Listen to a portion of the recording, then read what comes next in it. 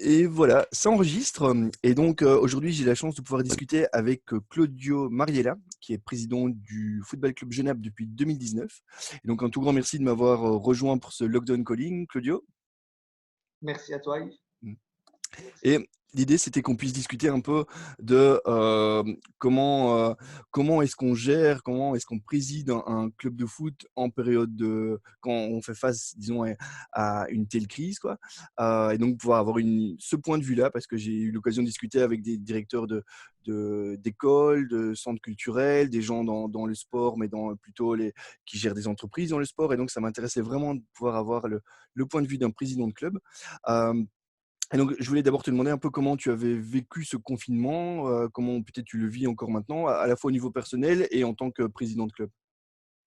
Mais écoute, c'est vrai que situation exceptionnelle, je pense qu'il y a eu une réaction exceptionnelle dans le sens où moi j'ai envie d'aller à contre-courant un tout petit peu. On a pris, ça nous a permis de prendre du recul, Mhm.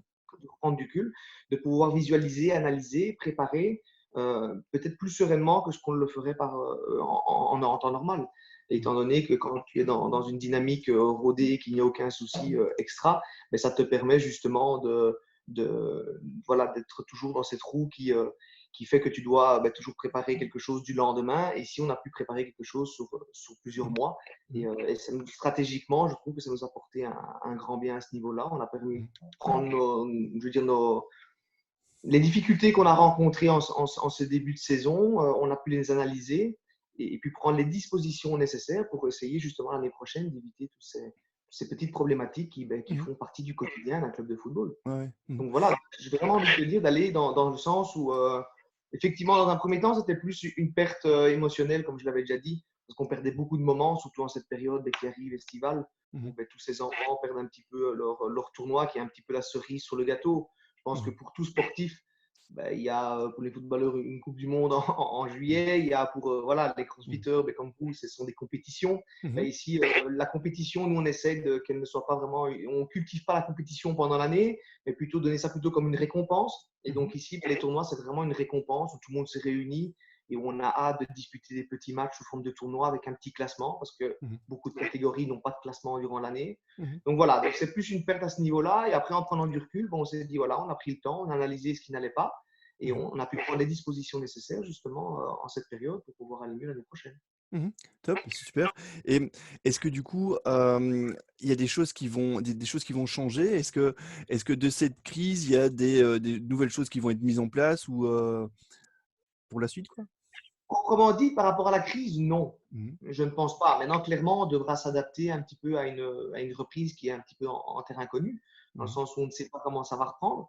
On ne Mhm. sait pas un petit peu non plus si la confiance va s'installer directement au niveau des parents et des enfants. Je pense et j'espère que oui. Je suis convaincu que ça va reprendre normalement, Mhm. car ça reste un vecteur de plaisir, le sport. Et je pense que tout le monde a envie de se retrouver dans un système qui retrouve sa normalité, autant au niveau plaisir que du travail, et de Mhm. pouvoir retrouver une normalité. Donc, je ne pense pas qu'on a pris des décisions en conséquence du coronavirus. On devra les prendre dans le futur, je pense, en Mhm. fonction de ce qui va arriver plutôt.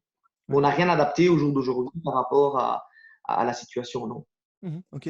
Et est-ce que dans cette situation, les clubs sont un peu tous indépendants et font un peu chacun leur truc, ou est-ce qu'il y a la fédération qui chapeaute tout ça? Est-ce que les clubs sont en contact entre eux pour s'échanger des astuces ou des choses à mettre en place?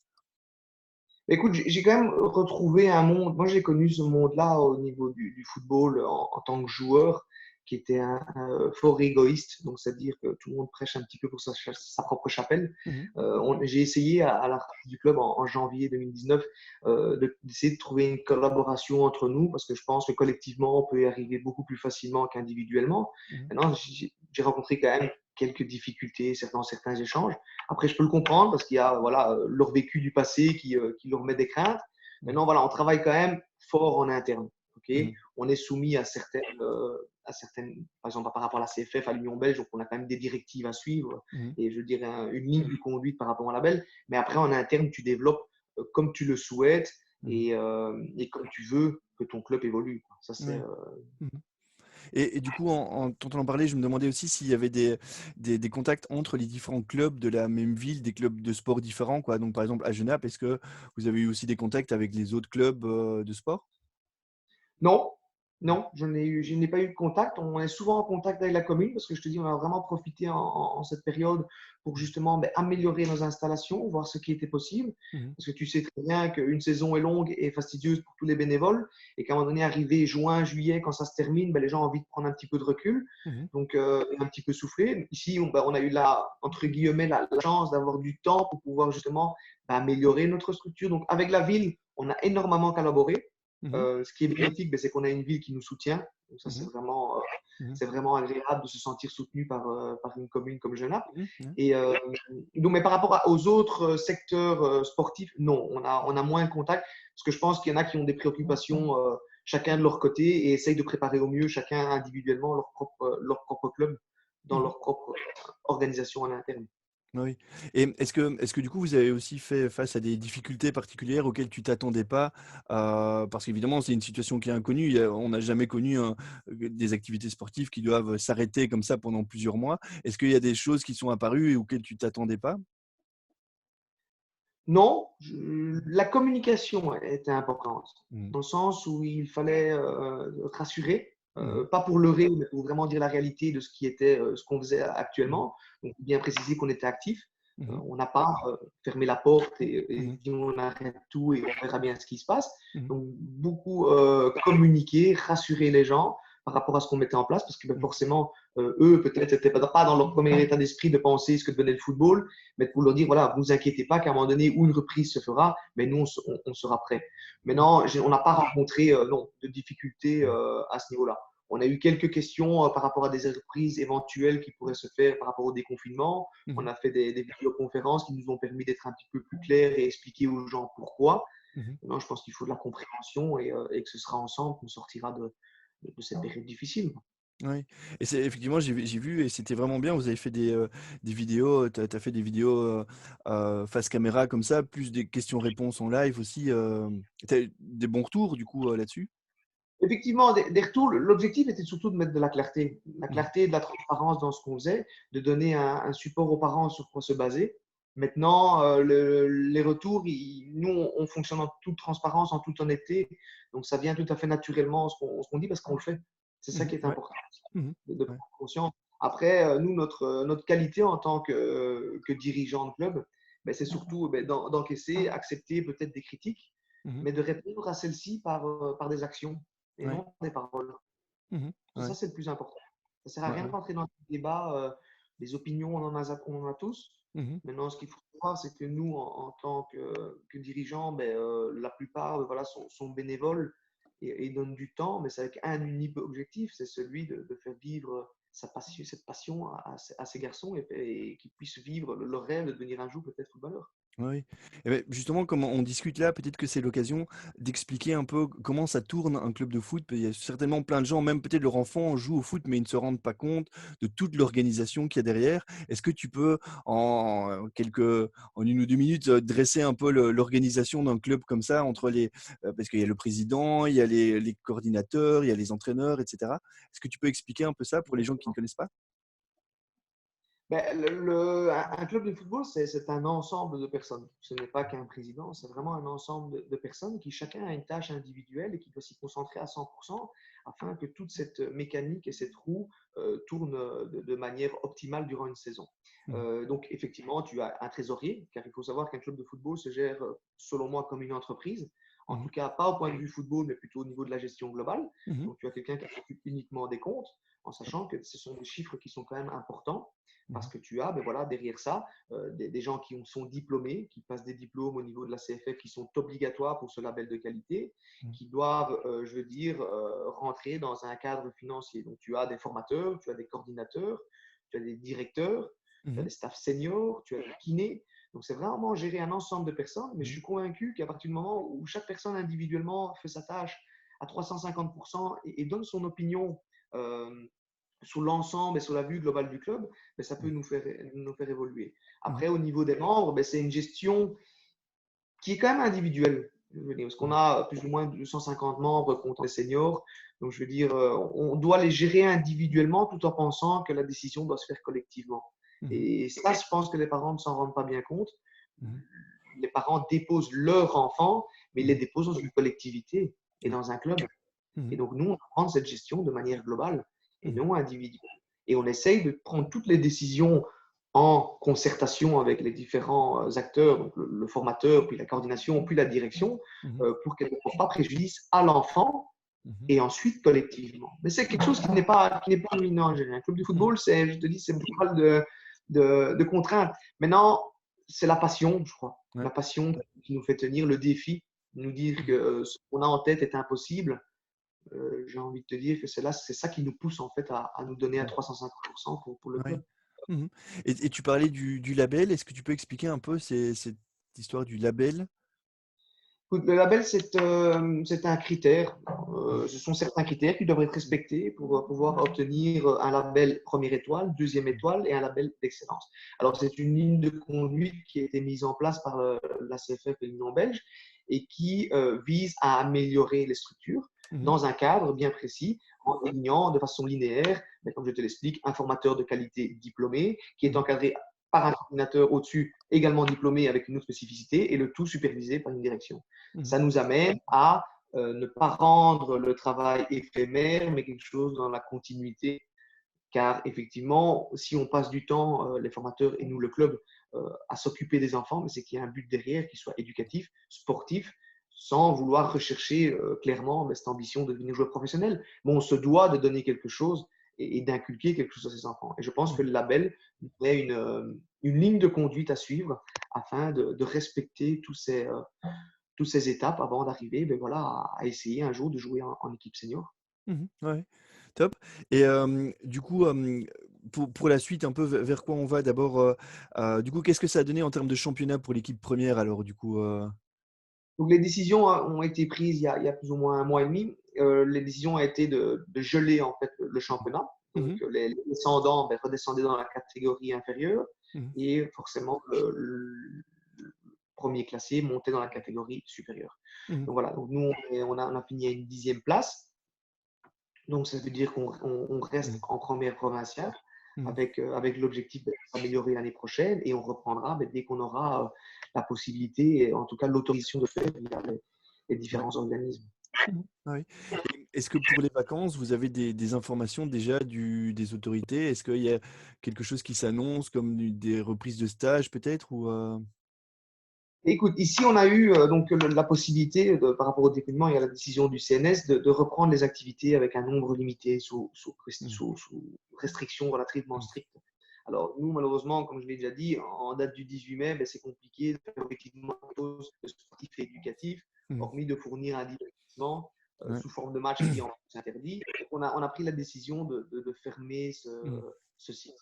Mhm. Donc, on reprendra éventuellement Mhm. à partir du moment où on aura un peu plus de liberté et surtout que l'accompagnement de ces enfants aura un but objectif sportivement et surtout éducativement. Mhm.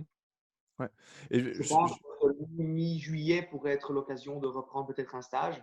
Alors, Mhm. on étudie en interne aussi de la façon dont nous le proposerons Mhm. et de voir un petit peu après, ben, au fur et à mesure de l'évolution, de voir comment on peut reprendre une activité normale, je l'espère, à partir plus ou moins du 15 août. Ouais, OK. Et je te rejoins, c'est bien. Enfin, je trouve la décision très sensée parce que pour être dans le CrossFit aussi, comme tu sais, on a repris, nous, des entraînements pour adultes avec des mesures de sécurité, etc. Mais c'est extrêmement contraignant et je n'imagine pas ça avec des enfants, quoi. Je veux dire, le fait de garder les distances, le fait de se nettoyer, enfin, de se laver les mains, de désinfecter le matériel, etc. Déjà, avec des adultes, c'est contraignant, mais avec des enfants, je pense que ce serait pratiquement impossible, quoi. C'est ça exactement. Et puis en termes de précaution, de sécurité, je veux dire, on est responsable. Mhm. Les gens ne disent pas ça. Nous, en tant que dirigeants, on est responsable à partir du moment où l'enfant passe la grille. On est responsable de ces enfants-là. Et Mhm. ça, c'est important de prendre conscience de ça. On ne Mhm. peut pas prendre de risques. On ne joue pas, non pas avec notre santé, mais avec la leur. Et donc, Mhm. on se doit de bien relativiser par rapport à ça. Et ça ne reste que du sport, malgré que le sport fait partie intégrante d'une vie. Mhm. Mais ça ne reste que du sport. Oui. Et et comment tu perçois alors après du coup l'année prochaine? Parce que j'imagine qu'il y a eu quand même un gros manque à gagner par les tournois et cetera. Parce que je veux dire, c'est des grosses rentrées d'argent quand même pour les clubs, ces tournois, tous les événements qu'il y a, les soupers et cetera. Qu'est-ce que est-ce que est-ce que ça va bien pour le club du coup? Est-ce qu'il va falloir, réellement mettre les bouchées doubles l'année prochaine? Mais écoute, on a, je vais mettre simplement un chargé, sinon on va Oui, être coupé. OK. On a, ouais, Mmh. hop, voilà, ça sera plus facile. Mmh. Mais écoute, financièrement, on avait anticipé dans le sens où, Mmh. moi, quand j'ai repris en 2019, je me suis posé la question, est-ce qu'on veut faire de l'éphémère ou quelque chose de durable? Mmh. Alors, fonctionner dans l'éphémère, c'est fonctionner en pensant à ce qu'il va y avoir comme probabilité de rentrer ou de possibilité de rentrer. Mmh. Et on avait commencé, c'est un long processus, Mmh. de se dire, non, on va fonctionner avec les certitudes qu'on a. Dans Mmh. le sens où on va se mettre dans une réalité qui est la nôtre, parce que géographiquement, euh, et par rapport à plein de critères, bon, on n'est pas une autre ville, donc on Mmh. doit se baser exclusivement sur ce qu'on est nous. Mmh. Clairement, il y a eu des préjudices financiers derrière tout ça. Maintenant, le fait que nous ayons une gestion relativement stable et cohérente nous permet de reprendre la saison de manière optimale. Mmh. Maintenant, ce qui pourrait influencer celle-ci, ce serait que justement, à la reprise et que le déconfinement se passe, je l'espère pas, de manière un petit peu aléatoire, mais que Mmh. certaines personnes ne comprennent pas et postposent, par exemple, le paiement d'une cotisation ou autre, qui Mmh. pourrait justement nous engendrer, ou que l'engouement public et que les craintes Mmh. que véhiculent un petit peu les informations qui passent tout le temps, parce qu'on est quand même envahi d'informations un petit peu Mmh. négatives Mmh. qui prônent un petit peu la peur et autres, mais Mmh. ne se dissipent pas et qu'à un moment donné, ça se retombe au niveau des rentrées économiques parce qu'un club de football vit quand même avec ses rentrées de Ouais. buvettes et, comme tu dis, de soupers, de festivités. Nous, généralement, au mois d'août, on organise des journées sportives qui rassemblent quand même plus ou moins 1000 personnes. Mmh. Donc, je veux dire, ce sont des moments où voilà, on se rassemble, mais Ouais. c'est des moments aussi qui nous permettent de nous lancer sur une saison. Donc, l'incertitude, elle est plus pour comment ça va se passer quand on va reprendre Mmh. que ce que nous faisons actuellement. Ouais. Clairement, nous avons des fixes, Mmh. mais voilà, nous avons été prudents par le passé et nous Mmh. essayons voilà, de combler un petit peu tout ça de Ouais. manière optimale. Mmh. OK. Eh bien, un tout grand merci. Moi, je t'ai posé les questions que je voulais poser. Je pense que comme ça, les gens ont une vision plus claire aussi de ce que c'est de gérer enfin de présider un club de foot, en particulier durant cette période un peu spéciale, quoi. Heu, moi, je suis convaincu que les gamins vont être, au taquet pour reprendre, même si c'est en septembre ou quoi, ils vont être, au taquet à fond. Donc j'ai pas trop de stress là-dessus. À mon avis, il va y avoir du monde qui sera les gamins qui sont restés chez eux durant des mois sans trop pouvoir bouger, ils vont être chauds pour Ouais, reprendre, quoi. que ça va reprendre de manière optimale, parce que je pense que tu sais, quand on a des périodes comme ça de difficultés, c'est là qu'on se rend compte qu'en fin de compte, on est anxieux dans le quotidien Mmh. et qu'il faut essayer d'un moment donné d'arrêter de se plaindre pour des futilités. Mmh. Je veux dire, quand tout va bien, en fin de compte. Ah ouais. Prenons du plaisir, que les parents nous fassent confiance, Mmh. car nous, on a confiance et moi, j'ai confiance en tout mon staff et qu'on Mmh. va donner le meilleur à ces enfants pour qu'ils, pendant l'année, puissent prendre du plaisir dans ce merveilleux sport qu'est le football. Ouais. Mmh. Ouais, ouais. Tout à fait. Eh bien, un tout grand merci, Claudio et voilà, moi je vais dire au revoir à tout le monde et je vais renvoyer évidemment vers le club pour toutes les infos et vers la page Facebook et vers le site internet aussi pour tous les gens qui sont intéressés et je vais, stopper l'enregistrement. Alors voilà, un tout grand merci tout le monde et merci à toi, Claudio. Merci beaucoup.